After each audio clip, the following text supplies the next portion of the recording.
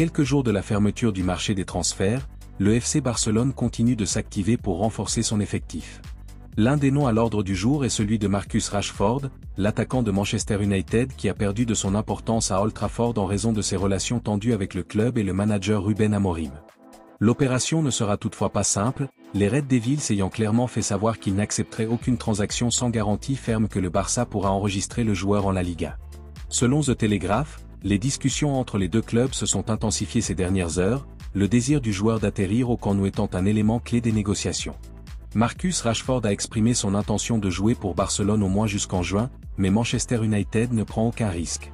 Le club anglais craint que les problèmes financiers qui ont affecté le Barça lors de précédents recrutements, tels que Dani Olmo et Pau Victor, ne l'empêchent de conclure le transfert à la dernière minute.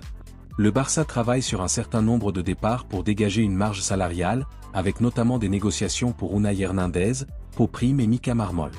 Cependant, l'incertitude demeure et Manchester United envisage d'autres options si le Barça n'est pas en mesure d'offrir une certitude dans la transaction. Un autre point clé des négociations est le salaire de l'attaquant anglais. Dans un premier temps, Marcus Rashford était prêt à revoir ses exigences financières à la baisse, mais suite aux critiques de Ruben Amorim, il a changé de position et n'envisage aucune réduction. Cela signifie que Manchester United devra payer une part importante de son salaire s'il souhaite le vendre lors de la fenêtre de transfert hivernale. Barcelone voit en Marcus Rashford une opportunité sportive et financière, mais l'opération ne se concrétisera que s'il remplit les garanties exigées par Manchester United. Le marché entrant dans sa dernière ligne droite, l'issue de cette opération sera définie dans les prochains jours. L'AC Milan était prêt à se séparer de Théo Hernandez au cours de la période de transfert, en parvenant à un accord avec Com pour un montant d'environ 40 millions d'euros. Cependant, le défenseur latéral français a décidé de rejeter la proposition, contrariant ainsi les plans des Rossoneri. Selon le Corriere della Sera, l'intention de l'AC Milan était de générer des revenus avec le départ de l'ancien joueur du Real Madrid, tout en facilitant la gestion de l'entraîneur Sergio Conceição. L'offre de Com comprenait également un contrat avec un salaire de 7 millions d'euros par an pour le défenseur, une somme considérable qui n'a finalement pas convaincu le joueur. Malgré l'acceptation du club lombard, Théo Hernandez a choisi de rester à San Siro, privilégiant son projet sportif à un changement d'équipe. Sa décision représente un revers pour le conseil d'administration milanais, qui cherchait à soulager ses finances avec la vente du latéral. L'avenir de Théo Hernandez à l'AC Milan reste incertain, car sa continuité dépendra des finances du club et de ses performances cette saison. De son côté, Com, dirigé par Cesc Fabregas, devra continuer à explorer d'autres options pour renforcer son effectif après le refus du joueur français. Lamine Yamal deviendra l'un des joueurs les mieux payés du FC Barcelone lorsqu'il signera son renouvellement de contrat, un accord que le club a déjà prévu et qui le garantira jusqu'en 2030. Conscient que le jeune ailier est un joueur clé pour l'avenir, le club catalan a décidé de lui garantir un contrat à la hauteur de son statut dans l'équipe. Le joueur de Rocafonda a fait irruption sur la scène avec une force inattendue et s'est établi dans l'élite sous la direction de Hansi Flick. Son impact est tel que le club a accéléré les négociations afin d'éviter toute incertitude quant à sa continuité. Son contrat actuel expire en 2026, mais les dirigeants sont déterminés à le prolonger et à éviter toute tentation de la part des géants européens. Selon El Chiringuito, le FC Barcelone espère formaliser la prolongation de son contrat en juillet, lorsqu'il atteindra l'âge de la majorité. Cette stratégie permettra d'assurer sa permanence pendant une longue période et de le consolider comme l'une des références de l'équipe. Mais le plus frappant est le chiffre qui accompagnera ce nouvel accord. Son salaire se situera entre 7 et 8 millions d'euros par saison, ce qui fera de lui le troisième joueur le mieux payé de l'effectif, derrière Robert Lewandowski et Frenkie de Jong. Le Barça sait qu'il possède un talent générationnel et fera tout son possible pour le garder. Son avenir est à Barcelone, et avec un contrat de cette taille, il ne fait aucun doute qu'il sera l'une des plus grandes stars de l'équipe. Joao Félix, actuellement à Chelsea, pourrait être l'un des mouvements les plus importants de la fenêtre de transfert hivernale. L'AC Milan est apparu comme la destination la plus probable pour l'attaquant portugais dans les dernières heures du marché des transferts, malgré l'intérêt de plusieurs clubs européens pour s'attacher ses services. Le manque de régularité du Portugais à Stamford Bridge et la nécessité pour l'Italie de se doter d'un talent offensif ont ouvert la voie aux négociations. Bien que l'AC Milan dispose déjà d'une solide ligne d'attaque, le conseil d'administration des Rossoneri estime que le profil créatif et polyvalent de Joao Félix serait un atout idéal pour renforcer la capacité de l'équipe à marquer des buts en Serie A et dans les compétitions européennes. Un facteur clé dans cette opération est la figure de Sergio Conceição, qui pourrait devenir le grand aimant pour convaincre le joueur. La possible arrivée de l'entraîneur portugais sur le banc milanais a suscité l'intérêt du joueur, qui voue une grande admiration à son compatriote.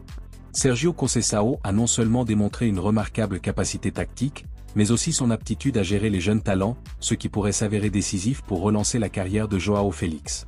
Les prochaines heures seront cruciales pour définir l'avenir de l'attaquant portugais. L'AC Milan a bon espoir de conclure l'affaire avant la fermeture du marché, même si tout dépendra de la position finale de Chelsea et du joueur lui-même. Les supporters rossoneri attendent avec impatience la possibilité de voir João Félix habillé en rouge et noir, tandis que Chelsea évalue la meilleure formule pour finaliser son départ. Le destin de Kevin De Bruyne a pris une tournure inattendue. S'il y a quelques mois, tout portait à croire que le milieu de terrain belge ferait ses valises pour l'Arabie Saoudite, sa position a changé du tout au tout. Selon The Times, le joueur de 32 ans serait prêt à prolonger son contrat avec Manchester City, laissant de côté la possibilité de quitter la Premier League. Le contrat du talentueux milieu de terrain avec le club anglais expire en juin, ce qui a donné lieu à des spéculations sur son avenir. Pendant un certain temps, les clubs d'Arabie Saoudite sont apparus comme les principaux candidats à ses services, profitant des énormes investissements qu'ils ont réalisés dans les stars européennes sur les marchés récents. Cependant, Kevin De Bruyne n'envisage plus cette option et serait plutôt disposé à s'asseoir et à négocier un renouvellement avec les Sky Blues. Pep Guardiola a toujours considéré le Belge comme un joueur clé de son système et sa continuité serait une excellente nouvelle pour les champions de Premier League en titre. Malgré les blessures qui ont affecté ses performances ces derniers mois, il continue d'être un joueur différentiel au milieu de terrain et une référence dans le vestiaire. Maintenant, Manchester City devra décider s'il lui offre un nouveau contrat à la hauteur de son importance dans l'équipe. Ce qui est clair, c'est que Kevin De Bruyne a changé d'avis et que sa priorité est de continuer à jouer pour Manchester City. Rodrigo pourrait être l'un des mouvements les plus surprenants de la fenêtre de transfert hivernale. L'attaquant du Real Madrid, qui a joué un rôle clé dans des moments décisifs pour le club, serait dans le collimateur d'un club saoudien ambitieux prêt à faire une offre d'$1 million pour le joueur et le club. Les chiffres avancés laisseraient sans voix les supporters les plus habitués à ce genre d'opération. Le club arabe serait prêt à débourser plus de 200 millions d'euros pour le jeune attaquant brésilien. Ce montant, qui dépasserait certains des transferts les plus chers de l'histoire, ferait de Rodrigo l'une des transactions les plus lucratives sur le marché mondial. Sur le plan financier, les rumeurs font état d'un salaire mirobolant de 140 millions d'euros par saison jouée au Moyen-Orient. Malgré ces chiffres impressionnants, le Real Madrid hésite à laisser partir l'un de ses joueurs les plus prometteurs. À seulement 24 ans, Rodrigo a démontré sa capacité à marquer lors des soirées cruciales de la Ligue des Champions et à s'adapter à différentes positions sur le front de l'attaque. Le laisser partir signifierait perdre un joueur clé dans les plans de Carlo Ancelotti, qui a pleinement confiance en son talent. Les discussions n'ont pas encore abouti, mais l'intérêt saoudien laisse entrevoir la possibilité d'un accord historique. En attendant, les supporters madrilènes espèrent que le Brésilien restera dans la capitale espagnole pour continuer à briller au Santiago Bernabéu. De son côté, Rodrigo reste silencieux, concentré sur ses performances sportives, et laisse planer le doute quant à sa décision de rejoindre un championnat qui cherche à attirer les plus grandes stars de la scène internationale. Manchester City a fait du milieu de terrain espagnol de Porto, Nico Gonzalez, l'une de ses cibles prioritaires pour renforcer son effectif. L'équipe de Pep Guardiola a déjà pris contact avec le club portugais pour connaître les conditions de sa signature. La nécessité d'ajouter un milieu de terrain central est devenue plus importante après la blessure de Rodri, et l'ancien joueur du FC Barcelone apparaît comme l'option idéale pour combler le poste vacant. Selon Fabrizio Romano, des négociations ont été entamées, mais Porto n'est pas disposé à laisser partir le joueur facilement, à moins de recevoir une offre importante. Son contrat expire en 2028 et sa clause de résiliation est fixée à 60 millions d'euros, un chiffre qui pourrait conditionner la transaction. Cependant, la clause de revente de 40% dont dispose le Barça est un élément clé de cette négociation, ce qui pourrait signifier que les Blaugrana seront également très attentifs à l'issue de cette opération. Nico Gonzalez, âgé de 23 ans, a montré une performance remarquable cette saison, jouant 29 matchs, avec une contribution offensive de 7 buts et 6 passes décisives, ce qui fait de lui un milieu de terrain avec une grande présence dans le jeu. Son évolution dans le football portugais a attiré l'attention de plusieurs équipes européennes, mais c'est Manchester City qui a pris les devants pour s'attacher ses services. L'arrivée de l'ancien jeune produit du Barça dans le club anglais dépendra de la capacité de Manchester City à trouver un accord avec Porto, qui cherche à obtenir un transfert à la hauteur de sa valeur. Avec la fenêtre de transfert qui se profile à l'horizon, l'avenir de Nico Gonzalez pourrait se dérouler en Premier League sous la houlette de Pep Guardiola.